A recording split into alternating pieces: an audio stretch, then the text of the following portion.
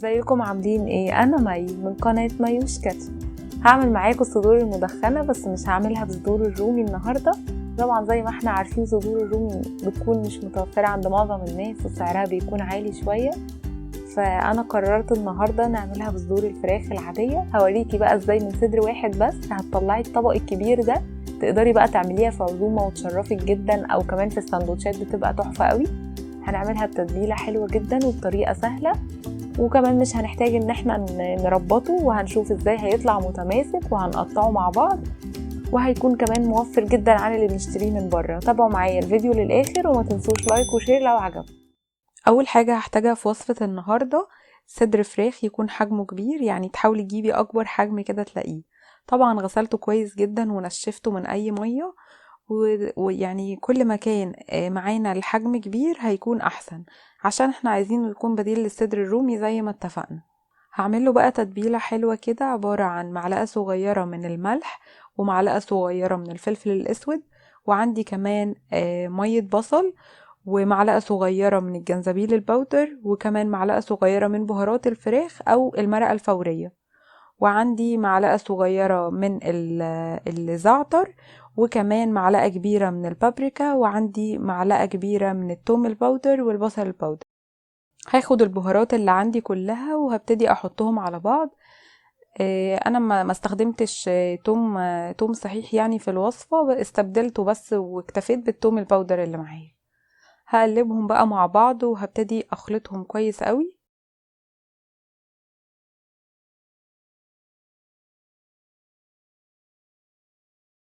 عندي هنا بقى هحط مية البصل، دول حوالي مية بصلتين متوسطين تقريبا. هضيف عليهم نص البهارات اللي جهزناها وهخلي التاني على جنب. هبتدي اقلبهم بقى مع بعض كويس، وهعصر عليهم ليمونة كده حلوة. التتبيلة دي هتكفي معايا صدرين. هاخد الصدر ده وهبتدي بقى اتبله كويس من كل جنب كده، احاول اشربه من التتبيلة دي، وبعد كده هدخله التلاجة. هسيبه بقى من بالليل يقعد يعني كده لتاني يوم، ولو ما عندكيش وقت بقى ممكن تخليه ساعتين بس. ودلوقتي هعمل صوص كده هسقي بيه الفراخ وهي بتستوي، ده بقى هيديها طعم مميز جدا ونكهة الشوي بقى الجميلة بتاعتها. عندي معلقة كبيرة من الباربيكيو صوص، وعندي كمان معلقة من دبس الرمان، ومعلقة من الصويا صوص، وعندي معلقتين من الخل، وهضيف عليهم بقى نص البهارات اللي كنا سبناهم على جنب.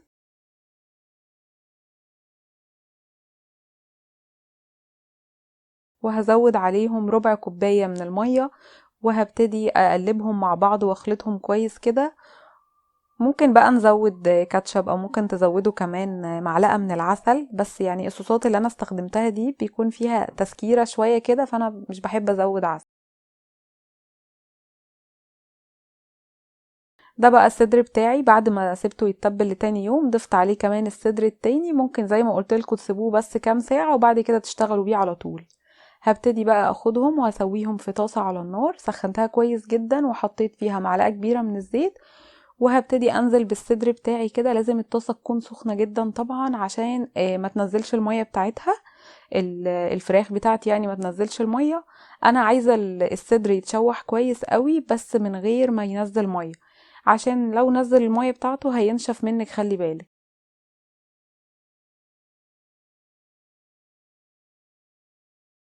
استنيت شوية كده عشان اتأكد ان الطاسة رجعت سخنة تاني، وبعد كده نزلت بالصدر اللي معايا التاني.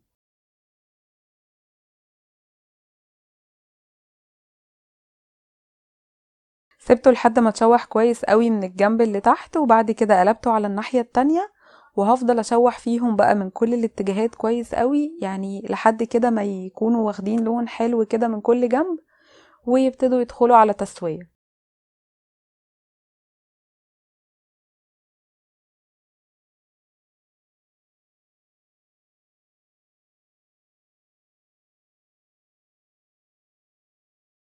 كده تمام. هبتدي بقى في الوقت ده اضيف الصوص اللي عملناه، وهسيبه بقى يستوي فيه. هبتدي في الوقت ده بقى اخلي النار هادية شوية طبعا عشان يلحق يستوي على راحته.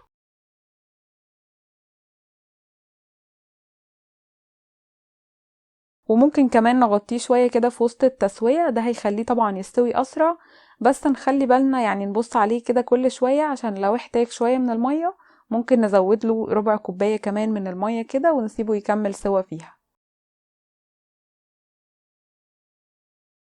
هسيبه لحد ما يشرب كل الصوص التحفة ده، وبعد كده هنشوف هنعمل ايه. هنا بعد ما استوى ولعت بقى معايا فحمية وحطيتها في الطبق الصغير ده، او ممكن تعملي طبق كده من الفويل وعليها هضيف معلقة من السمنة البلدي. بصوا بقى بتدي ريحة حلوة قوي. طبعا الفحمية دي هتديني ريحة التدخين، الإضافة بقى للصوصات اللي احنا حطيناها هتدينا طعم وريحة الشوي طبعا ايه، هتعوضنا عن طرق التدخين بقى اللي بيستخدموها بره اللي صعب يعني نعملها في البيت. هغطيهم وهدخلهم التلاجة لمدة 5 ساعات، او ممكن نسيبهم لتاني يوم طبعا يكون احسن، يعني كل ما سيبناهم هيكونوا متماسكين اكتر بقى واحنا بنقطعهم. وده تاني يوم هبتدي بقى ان انا اقطعها.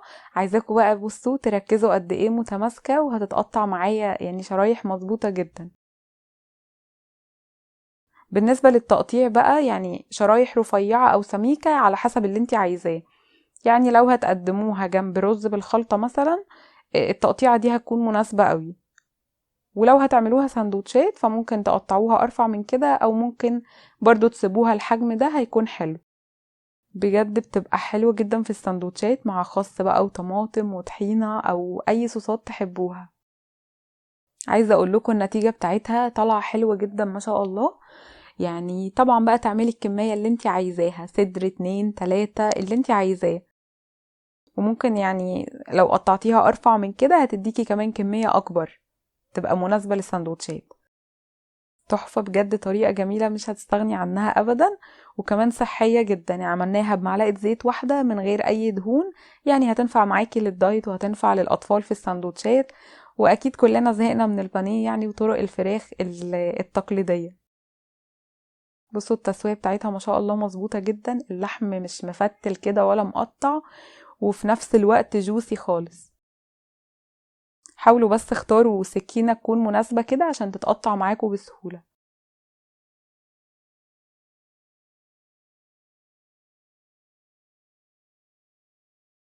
كده خلصت التقطيع بتاعها، هبتدي انقلها على طبق التقديم. بجد تحفة وسهلة جدا، يعني لو انتي مبتدئة في المطبخ هتقدري تطلعي الطبق التحفة ده بكل سهولة ان شاء الله. بصوا الحجم ده كله والكمية، الطبق ده كله من صدر فرخة واحد بس. لما بدوقها كده بصوا ليها طعم كده مختلف تماما عن اي فراخ بطريقة تانية. يعني الباربيكيو صوص مع الصويا صوص مع كل الاضافات اللي حطيناها وكمان طريقة التسوية ادتنا طعم وريحة التدخين، يعني فعلا كان بديل حلو قوي عن التدخين بتاع المصانع.